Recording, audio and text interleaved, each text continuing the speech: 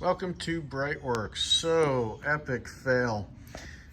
When you're working with upgraded parts or different stuff, there's always a little bit of risk. So, the new rear condenser came in yesterday. I was super excited to get it installed and got everything, installed, new hardware, got the little bracket powder coated, and then I went to go hook up the hose, which I had kind of jammed down here, didn't really think about it, and 2 inches too short, maybe 3, I don't know.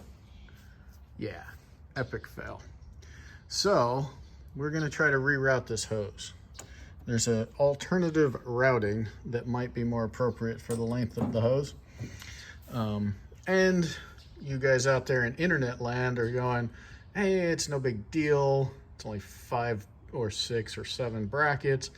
Yeah, that's true. However, the way that the factory routing under here goes, right? So it comes up, goes through the wheel well, and then if you look, it makes its way around underneath and then back underneath this tube. And that tube is your cable guide for your rear hatch. So when you pull the little thing to open the rear hatch, that's where the cable is running through.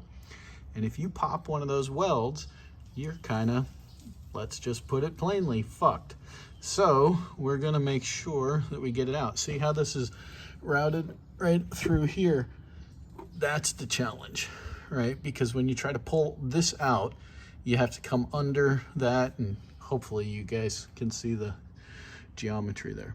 Anyway, yeah, I call this an epic fail because this is the longest hose. It runs from here all the way to the front of the car, through the bumper, behind a bunch of stuff. So we're gonna see if we can get her out this morning and come with the routing that will come up through here, similar to how the suction side is routed. And that's how they did it later years.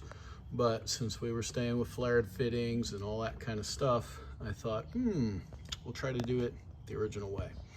So we're gonna get on with it, and unless somebody's got a hose stretcher that I can borrow, I mean, it's so close. And yeah, before you comment, oh, just loosen up the hose and pull it tighter, I promise you, I've got this guy pulled all the way forward as you can. So we'll see what happens. We'll stay tuned. Well, all's well that ends well. You can see here, we got it attached and we were able to put a supporting hose clamp on there. That's very important because this thing will rattle around and those are pretty sharp edges. So what we did was we took it in the more traditional way through the bottom down there, and I think anything I've seen after 83 is all done exactly like that. So it is just long enough, right? When it closes, there's not going to be any pressure on anything, but it's just long enough, almost like it was made to be routed that way. So now we're gonna have to go figure out what we're gonna do to plug that hole. But yeah, when you put it in aftermarket parts, and technically they're not aftermarket, but they are not exactly factory. So upgrade, definitely gonna happen. I would be lying if I said I wasn't a little sad that we couldn't follow that original routing. It was kind of neat, but you think about it, now the hose is way more protected than it was in that wheel well. So it's actually probably better.